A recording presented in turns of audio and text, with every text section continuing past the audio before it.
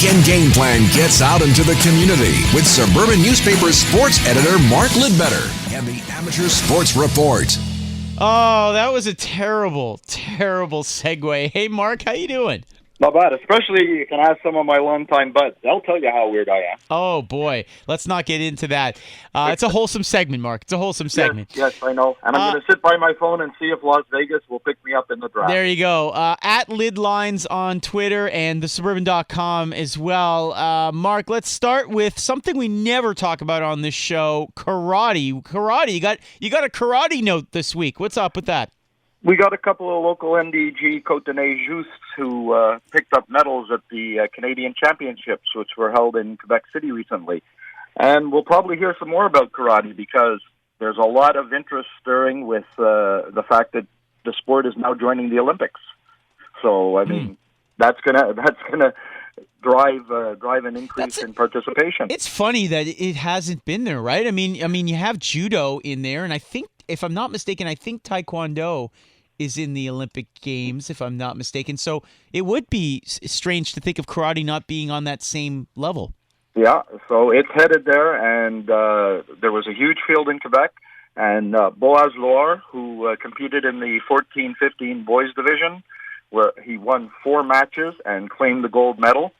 This was a repeat for Boaz, who successfully defended his gold from last year. So talented karate artist right there. And then Angelia Grandia was in the 12 and 13-year-old girls division. She battled through 4 belts, and she earned the bronze medal at the national championship, so good for her. But to get to the nationals, Lohr and Grandia had to make Team Quebec by succeeding at a trio of tournaments in September, October, and November. And now with their success, both have been invited to be part of the national team, and that gives the possibility that they'll represent Canada at international events. So just a couple of talented young athletes coming up out of NDG Côte-de-Nez. I can't think of karate without thinking of that episode of Seinfeld with Kramer taking on the kids. But in any event, elsewhere, Mark, what is Gymnics? Gymnics International got underway yesterday at the St. Claude Robillard, and it spotlights women's artistic gymnastics, and it remains the only annual Canadian event dedicated to female athletes in gymnastics. Now there's more than 900 participants there from 15 countries, and they're going to compete for the gold. But there are several local athletes who are representing Canada. On the junior squad, you have Chateauguay's Victoria Jurka, and then there's Zoe Allaire-Bourgie from Montreal. And on Team Canada Junior East, Ilbazard's Mirelle Moron is a member. And the Senior 2 Canadian squad has a real local feel. 3 of the 4 members are from the province. You have Sophie Marois from Ilbazard. You have Megan Phillips out of Chateauguay. And you have Brassard's Rose Kayang Wu. Now, last night in the opening finals of one segment in the team event, that team, along with Olympian Shannon Olsen from Surrey, BC, won the bronze medal. So a good start for them. And the event continues today and tomorrow. There's some great skills to be seen at the Claude Robillard Centre. Today at 12:45, we'll have the Gymnics Challenge, then follow at 6:30 with the Junior International Cup team competition. And then Sunday, starting at 1:30, it'll see the international finals, which will showcase the best athletes of the event. And last year, more than 10,000 people attended the Gymnics International. Wow. Oh, that's a good attendance right there. Boy, the Coyotes would like that, wouldn't they? There you go. In the pool, a name that sports fans in this province know well, Jennifer Abel in the news.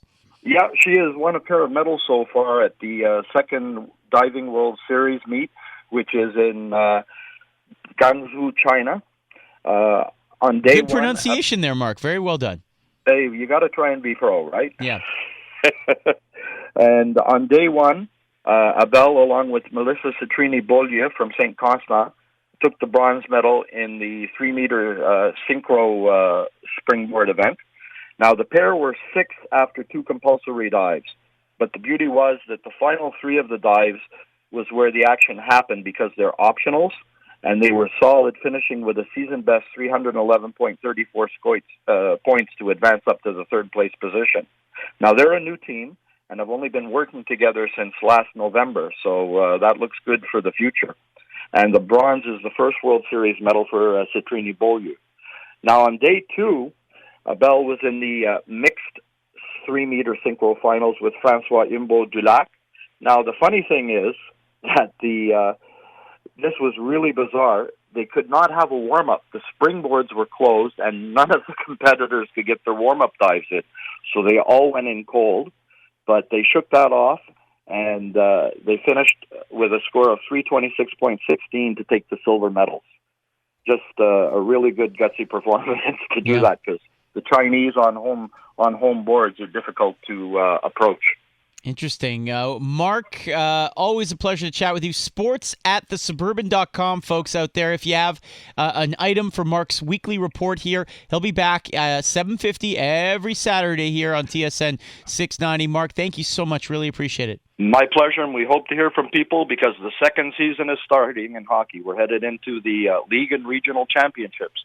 So lots for parents and players to celebrate. Ah, yes, that's true. No hockey item this week, so we'll look forward to that in the coming weeks. Thanks, Mark. Have a good week, guys.